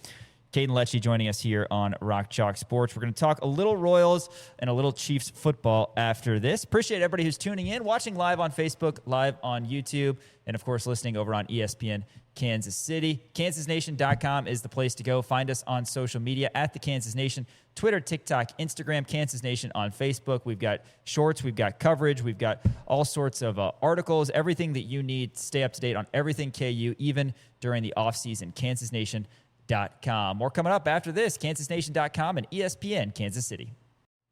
Welcome back to Rock Chalk Sports. Sean Kellerman, joined today by Caden Letsche, friend of the show, who did some writing for us, KansasNation.com, as well as University Daily Kansan during his time as we run out the clock before Courtright returns next week. Dan is probably going to be hitting you up in a couple weeks because I will be fishing north of the border. Oh, gosh. How about that? North of the state border or north of the country border? Canada. Yes. Canada. I was going to say, I had to use context. You got any vacations planned? Not really. I mean, gonna go over to Manhattan in July and go to Bramwich and for some TBT. TBT. That's the summer plan. About the vacation for me. Maybe back up to South Dakota around the 4th, but maybe. Is that where you're from? Yeah. I thought it was Minnesota. Why did I think Minnesota? Because you're a Vikings fan. Yeah. I'm wearing classic a Chiefs shirt. Yeah. So what's that about? I mean, I wrote for Sports Illustrated for the Chiefs for the last couple months. So I've been up to date on them. So, and we have no. That's fair. You live here. Besides Super Bowl IV, there's no rivals. Yeah. Who won that one, by the way? Well, the Vikings didn't prepare for the Super Bowl for 2 straight weeks, so that might actually be the reason. Good research on that. Hey, Central Bank and Sporting Kansas City are bringing their Soccer Capital of America pop-up shops to communities across the metro. Stop by select Central Bank locations for discounts on official tournament merchandise, soccer games, giveaways, and the chance to get the limited edition Soccer Capital of America debit card. This Friday's pop-up shop is at Central Bank's West 6th branch here in Lawrence from 9 to 5. You can view the full schedule of pop-up shops and get your Soccer Capital of America debit card by visiting soccercapitalkc.com. More soccer, more spirit, only at Central Bank. Member FDIC. Royals lost last night 6-4 in 10 innings. They actually had the bases loaded with nobody out in the bottom of the 10th and were unable to push across any runs as the Rangers got it done. It was, interestingly enough, Elias Diaz, who a couple months ago played for the Royals. He then got designated for assignment, eventually picked up by the Rangers, and in a pinch, he came up big for what ended up being the game-winning hit. The Rangers would score another in the 10th on a bases-loaded walk to get it to be 6-4. And again, the Royals, despite having the free runner at second, despite loading the bases, they weren't able to score. So now the record is 28-40 as the Royals are in last in the AL Central. You felt good about the opportunity going into this one with Seth Lugo on the mound, but Seth Lugo actually got hit in the forehead. Did you see this? Yeah, I did. 107 miles per hour off the bat of Brandon Nimmo, who then went over to console him. Nimmo and Lugo were actually teammates with the Mets at one point. So, that's no good. Lugo stood up, but he clearly had a huge knot on his head. The Royals did the right thing by taking him out, and then they used essentially Johnny Alstott out of the bullpen. Black, Cruz, Strom, Urseg, Lynch, Schreiber, and then Lang. And Lang was the one who gave up the 2 runs. We'll see if he's available today. But, Caglione continues to hit the ball. He had 4 hits last night, 3 singles and a double. He's up to 275, 804 OPS. Salvador Perez not hitting right now. He's 0 for 5 last night, a couple strikeouts. He's at 197. Michael Garcia still kind of struggling as well. I want to see him come about. He will eventually. I'm not as convinced that Perez will, Caden, because he's down to 197, like I said. And, Father Time catches up to all of us. I think, needless to say, with how Cags has been hitting, wouldn't be surprised to see Cags move up in the lineup and Salvi dropped even further. Even though he's beloved, even though he's the captain, he's definitely been laboring at the plate this season. Yeah, and since Jack Caglione's played for Florida, I was really excited because I thought he was one of the best players in the draft, and it's always fun when a player that you've been watching for quite some time in college goes to a team that you're also in the area of or you're also watching. So Jack Caglione's got the talent to be the future with the Royals.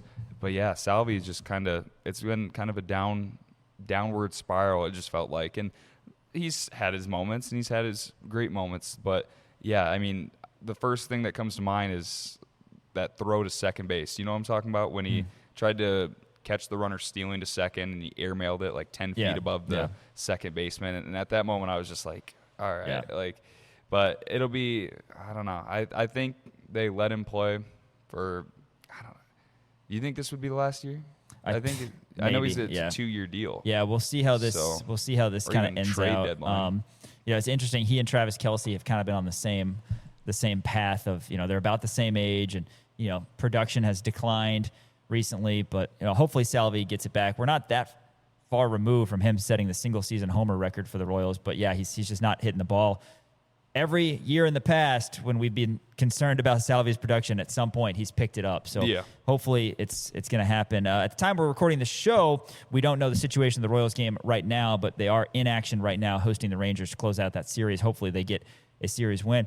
Chiefs have been in the news also. They reworked Patrick Mahomes' contract. There's an article from Garrett Podell on CBSSports.com. Mahomes becomes the NFL's first $500 million player, as there's a new deal that's going to run through 2033. He's going to earn an NFL best $64 million per year. Back in 2020, he signed a 10-year, $450 million contract.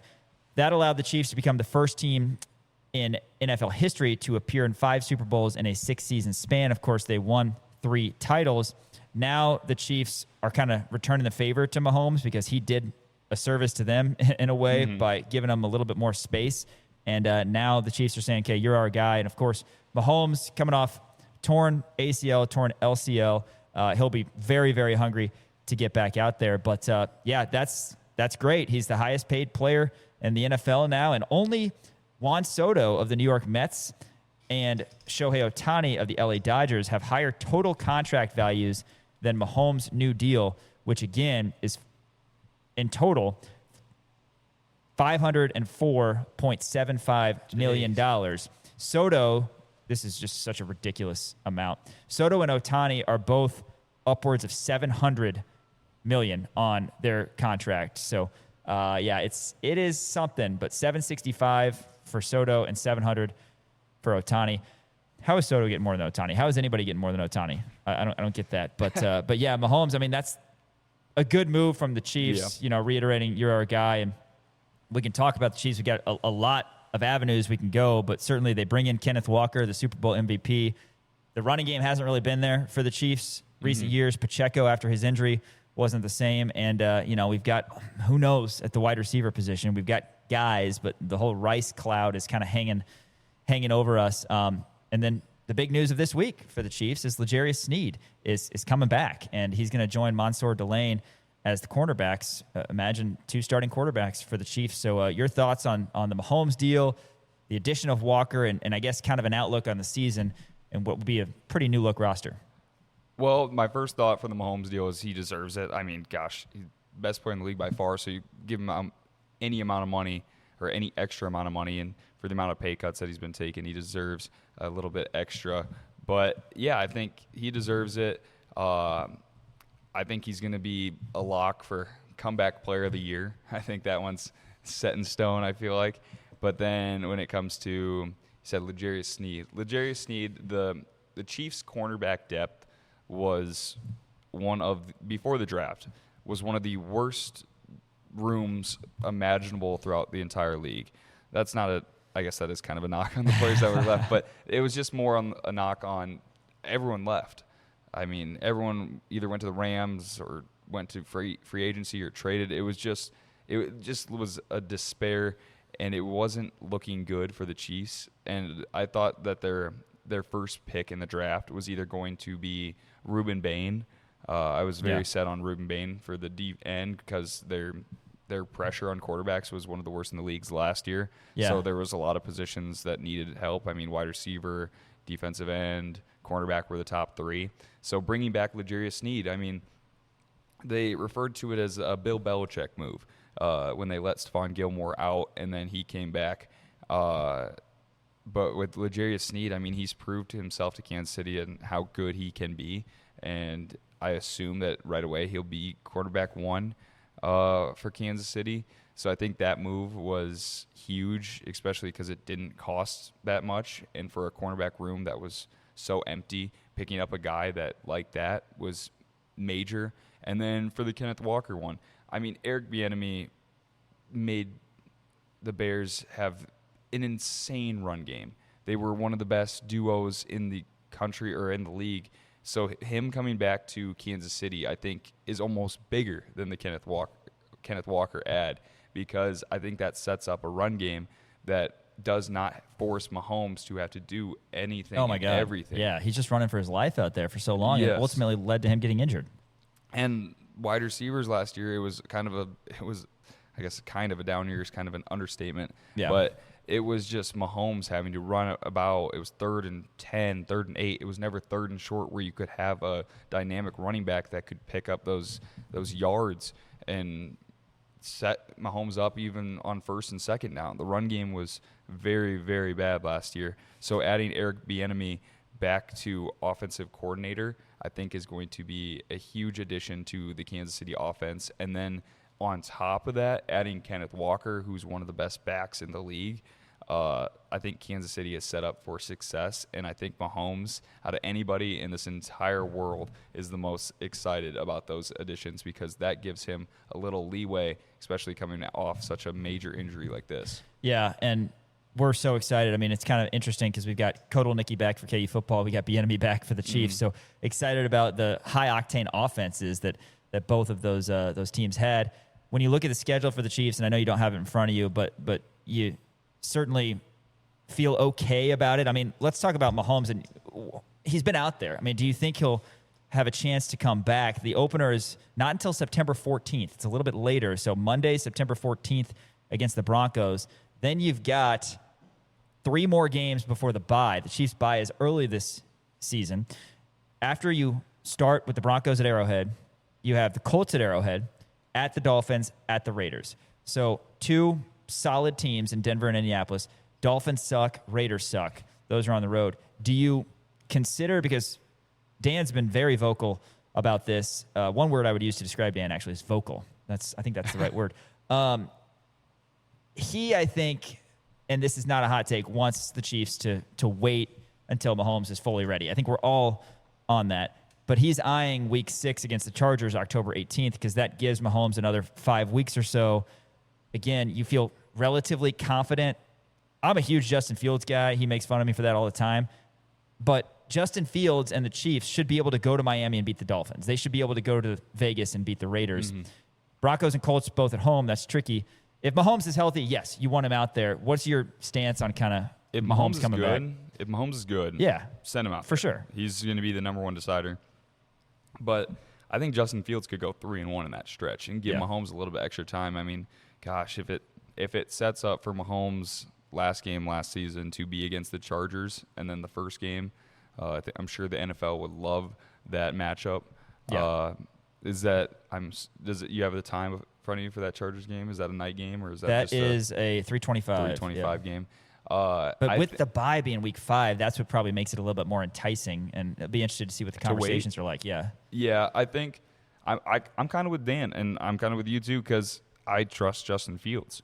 I think Justin Fields can get you 3-1, 2-2 at the worst out of that stretch. Yeah. I mean, having the Colts at home with Justin Fields as quarterback and Kenneth Walker as his running back, I think that's a win. Broncos might be a little tricky, and then, but like I said, I think that's a 3-1 stretch that gives Mahomes a little bit extra to get ready because no matter what happens in that 4-game stretch, the Chiefs are just going to be one of the best teams in the league when Mahomes comes back. Yeah, and that Week 1 game against the Broncos, that's the one you circle, because even though it's week 1, that's an important game for division reasons, for tiebreak reasons, the fact that it's at home and you still have to go to their place, which the 3 games after week 5 bye for the Chiefs, Chargers, at the Seahawks, Super Bowl champs, and then at the Broncos. So, you definitely want Mahomes back. Is it a huge difference September 14th to October 18th? From a medical standpoint, we don't know. We know that time heals everything, but he's been out there. He was out there throwing the ball and moving around earlier than people thought. And then, after that 3-game stretch is a 3-game stretch that the Chiefs should go 3-0 with Jets, Falcons, Cardinals. So kind of an interesting looking schedule this upcoming season for the Chiefs. Hey, World Cup, any major predictions for you? Spain and France are the favorites. Of course, Algeria here in Lawrence has kind of become Lawrence's team. So we're going to be watching them closely. But, should be fun. I think, I don't know, I'm a glass half full when it comes to the beginning of sports. Maybe 10 minutes into the match, I might lose my mind. But I think I'm going to root for USA to go all the way. But, man, I'm excited to watch Algeria play because the community in Lawrence has definitely surrounded them with a lot of support.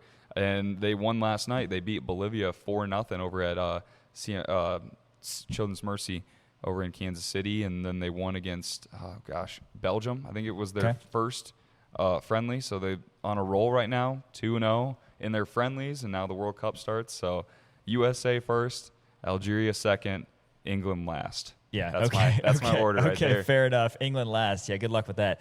The World Cup underway right now, Mexico and South Africa. And a little later tonight, 9 p.m. kickoff for match 2 of day 1 of the World Cup. Caden Letsche, thanks so much for spending part of your day with us here on Rock Chalk Sports. And you'll be seeing more of Caden, I'm sure, sometime down the line as we piece together our shows during the offseason. So appreciate it. We'll see you soon. Thank you for having me. Of course. More coming up. Rock Chalk Sports, ESPN Kansas City, kansasnation.com. Closing things down here on Rock Chalk Sports, Sean Kellerman back. Big shout out to Elijah Schmidt behind the cameras today. And always, as we roll through your Thursday, tomorrow's show, excited about that. We're going to have Shreyas Laddha from the Kansas City Star. He's going to be talking NBA draft and some talk on KU basketball this upcoming season as well. Shreyas does great work for the Kansas City Star, Kansas City Sports Network. Hey, if you're like me and you have kids running through the grass, dogs chasing tennis balls, family cookouts lasting past sunset, make sure that you hook up with our friends over at Custom Lawn and Landscape. Nothing ruins outside time faster than fleas, ticks, and chiggers. That's why families trust Custom Lawn and Landscape to help keep their lawns beautiful and protected all season long. Their home insect control program helps defend your yard from those pesky bugs so your pets and loved ones can enjoy the outdoors more comfortably and safely. Right now, when you sign up for the season, your first application is absolutely free. That's right, first application absolutely free. It's a simple way to take back your backyard this spring and summer. Visit CustomLawn.com to schedule your free first application with seasonal insect control program. Custom Lawn and Landscape, helping you love your lawn without the bugs. They sponsored our KU baseball updates all season long, and appreciate that partnership. Again, CustomLawn.com. World Cup underway today. Mexico and South Africa kicked things off, literally, and we'll kind of go through some of the groups really quick, groups to keep an eye on. Algeria, of course, is here in Lawrence. They are in Group J, as is Argentina, who's one of the teams over in the Kansas City area, Austria, and Jordan. If you're following Algeria as kind of your backup team, if you're cheering for the USA, Algeria does have their 3 scheduled games. 2 of them are local in Kansas City. It's Argentina against Algeria. That's going to be the 16th. That's Tuesday. After that, Algeria and Jordan, that will be in San Francisco Bay Area. That's on June 22nd. And then on June 27th, Algeria and Austria. That is in Kansas City as well over at Arrowhead. It was really cool seeing some of the guys from Algeria over at David Booth Kansas Memorial Stadium today. Check out our socials at the Kansas Nation for some videos of them kicking field goals over at the new booth. Group that USA is in is Group D with Australia, Paraguay, and Turkey, along with the Americans. Group A is Czechia, Mexico, South Africa, and South Korea. Group B, Bosnia, Herzegovina, Canada, Qatar, and Switzerland. Group C, Brazil, Haiti, Morocco, Scotland. Group E, Curacao, Ecuador, Germany, and the Ivory Coast. Group F is Japan, Netherlands, Sweden, and Tunisia. Group G, Belgium, Egypt, Iran, New Zealand. Group H is Cape Verde, Saudi Arabia, Spain, and Uruguay. Group I, France, Iraq, Norway, and Senegal. Group K is Colombia, Democratic Republic of the Congo, Portugal, and Uzbekistan. And Group L is Croatia, England, Ghana, and Panama. The World Cup expanding from 32 teams to 48 teams. So you've got the pod format, and then eventually you have the elimination round where you get down to 32 teams. The World Cup title favorites, depending on where you look, are generally Spain and France. Now, Spain is the odds-on favorite at plus 450, according to DraftKings. France is plus 475. But when you break this down, as Yahoo Sports did, they found a way to do a power ranking of all of the teams, and they've got France ahead of Spain. So perhaps the France team will get it done. Of course, Argentina, the team that won it in 2022, led by Messi, who turns 39 during this tournament. They are third in this Yahoo Sports article in ranking them. Caden Letsche says England, he wants to finish last. Well, they're fourth of the 48 teams in terms of the power ranking. Portugal is fifth. Brazil is sixth. Germany is seven. And then the Netherlands, another team in the Kansas City area, they are eighth. That is the tier one, according to this Yahoo Sports article, those top 8 teams. Teams with a shot, according to Yahoo Sports, include Uruguay, Ecuador, Croatia. Tier 3, which is this year's Morocco, as Yahoo Sports puts it, as Cinderellas, that could be Japan, Switzerland, and yes, the United States. So a potential Cinderella for the USA. Of course, their first match is tomorrow against Paraguay. Excited for that. Mexico, for what it's worth, is also in that potential Cinderella grouping. Tier 4 in this article is optimistic because of the format. Again, the format a little bit different, and it is more forgiving. So some of the teams that Yahoo has ranked here include Iran, the Ivory Coast. It would be fun to see them go on a little bit of run.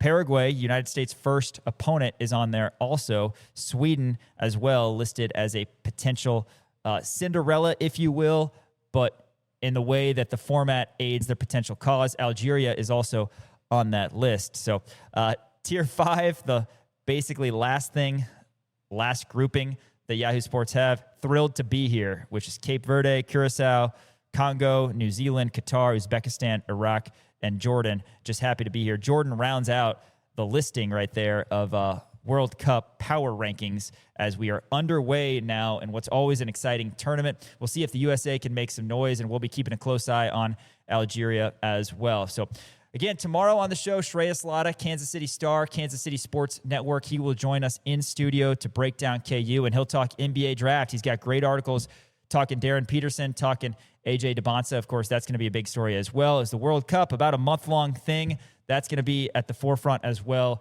So we are officially in the offseason regarding KU, but we got coverage for you as we always do here on Rock Chalk Sports from 4 to 6 daily. For Elijah Schmidt, our technical director, Sean Kellerman saying, make sure you tune in tomorrow from 4 to 6. Rock Chalk Sports rolling you through all your KU coverage. ESPN Kansas City, kansasnation.com.